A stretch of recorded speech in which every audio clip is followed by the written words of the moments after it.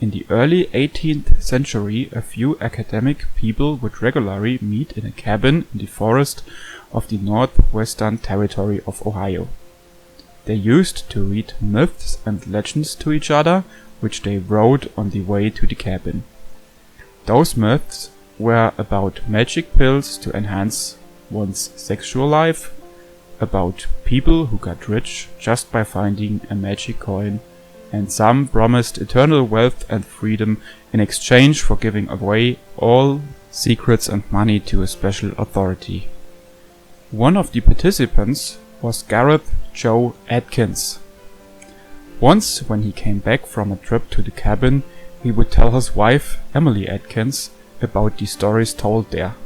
She got really excited about the trips her man made and once came with him to the cabin.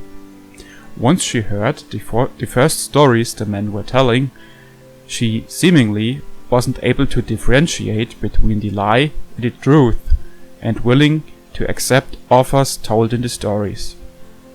In order to explain her what was really going on, one of the men tried to calm her down by saying, "But Emily," instead of Emily, "none of this is true."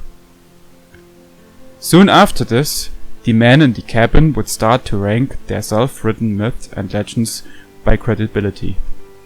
The best ones, those which were somehow believable but still extremely otherworldly and weird, would have been called an emaily.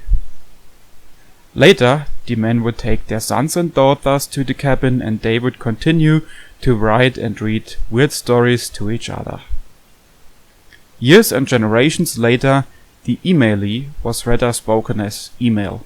The Y disappeared. Centuries later, in the 1960s, the first electronic messages were written from one computer user to another. When the first system to send mail between users on different hosts was invented by Ray Tomlinson in the 1970s, this form of messaging was recognized as email. While the electronic message was just some tool for computer geeks in the 70s, it started to become a common type of messaging during the 80s and 90s. In the mid-1990s, some traditional fundamentalists started to send the first emails in remembrance of Emily Atkins, the namesake of the email.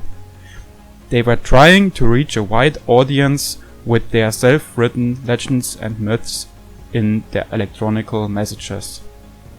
When other people started to capitalize on these tactics and copied the idea, the so-called unsolicited bulk email (UBE) or spam email became famous.